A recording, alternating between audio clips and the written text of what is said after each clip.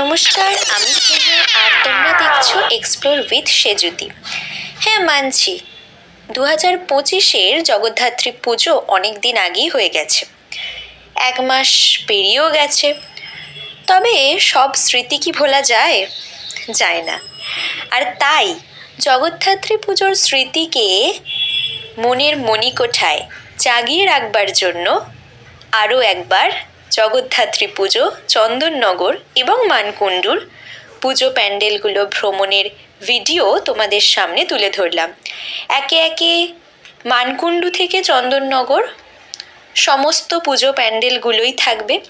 আগেরবার ঠিক যেরকমটা ছিল সেই রকমই মানকুণ্ডু সার্বজনীন, নিয়োগী বাগান, নতুন পাড়া, পরপর একেবারে খলিশানি পর্যন্ত। পরিবর্তন হয়েছে শুধুমাত্র সময়ের, বাকি আর কিছুই বদলায়নি খুব একটা। প্রত্যেকবার যেমন নতুন ভাবনা নিয়ে প্রত্যেকটা পূজা প্যান্ডেল আমাদের সকল দর্শনার্থীদের সামনে চলে আসে, 2025-এও যথারীতি তার কোনো অন্যথা হয়নি।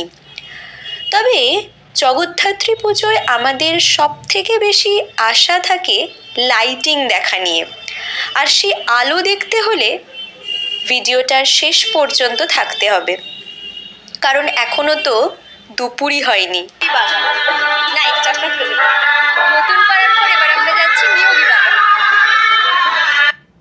বেশ কয়েক বছর ধরে জগদ্ধাত্রী পুজোর সপ্তমীতে আমি মানকুণ্ডু থেকে চন্দননগর হেঁটে যাই এবং দেখতে থাকি প্রত্যেকটা প্রতিমা, সুন্দর সুন্দর পুজো মণ্ডপ।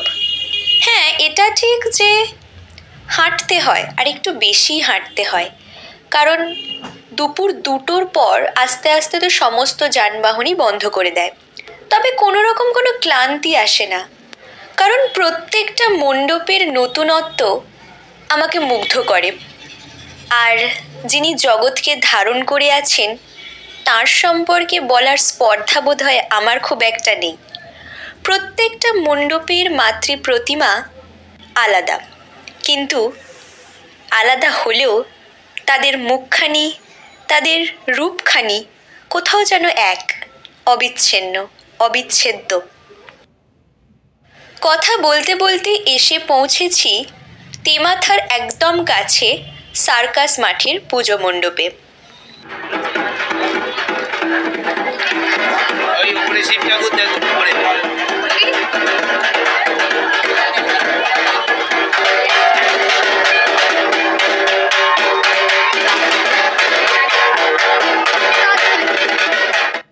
বহু প্রতীক্ষার অবসান ঘটিয়ে এসে পৌঁছেছি তেমাথার রানীমাকে দেখব বলে। তিনি সত্যিই রানীমাই বটে।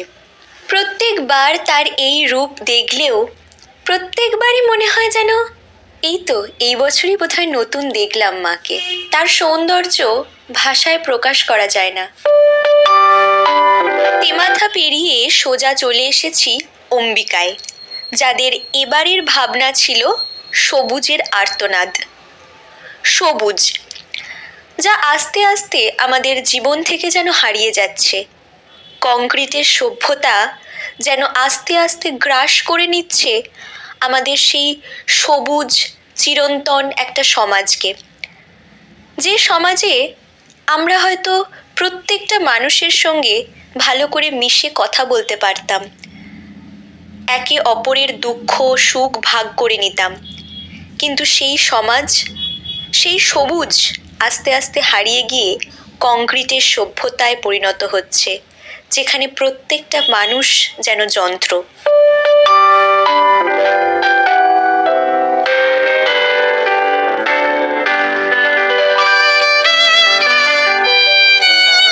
এরপর পৌঁছে গিয়েছিলাম গোদলপাড়া সাতঘাট জগদ্ধাত্রী পুজো কমিটিতে। মানকুণ্ডু চন্দননগরের এত ঠাকুরের ভিড়ে একটা আন্ডাররেটেড প্যান্ডেল তোমাদেরকে দেখাই,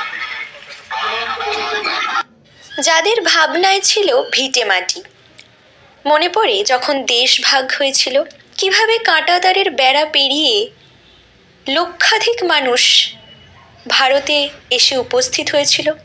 খাদ্যের অভাব, বস্ত্র বাসস্থানের অভাব, তারপরও কিছু মানুষ নিজের দেশ ছেড়ে, নিজের ভিটে মাটি ছেড়ে এক আশ্রয়ের আশায় নতুন এক দেশে এসে উপস্থিত হয়।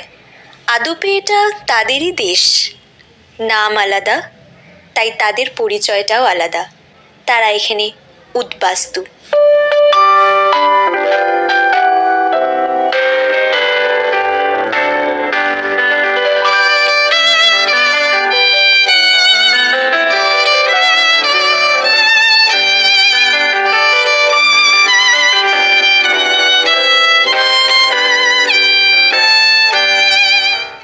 প্রত্যেকবার এই পুজো কমিটি কিছু না কিছু নতুন বিষয়, চিন্তাভাবনা দর্শকদের সামনে তুলে ধরে। কোনোবার খাঁচার ভিতর অচিন পাখি, তো কোনোবার বাঁশ দিয়ে সুন্দর নকশা ফুটিয়ে তুলেছিল। আর এবারে তাদের ভাবনায় নারী জাতি। ঊনবিংশ শতাব্দীতে দাঁড়িয়ে নারীরা যে সত্যি সব কিছু করতে পারে, জুতো সেলাই থেকে চণ্ডীপাঠ, তার একটা উদাহরণ বলা যেতে পারে, যা এই মণ্ডপের মাধ্যমে ফুটে উঠেছে।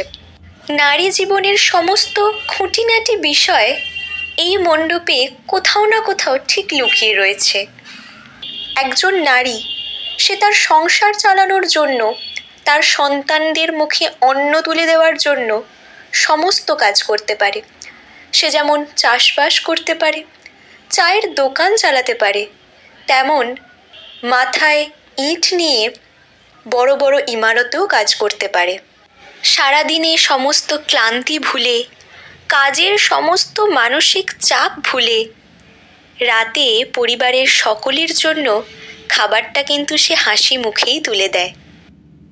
প্রত্যেকবারের মতো এবারেও চমক রেখেছে কাছারিঘাটের মনসাতলা।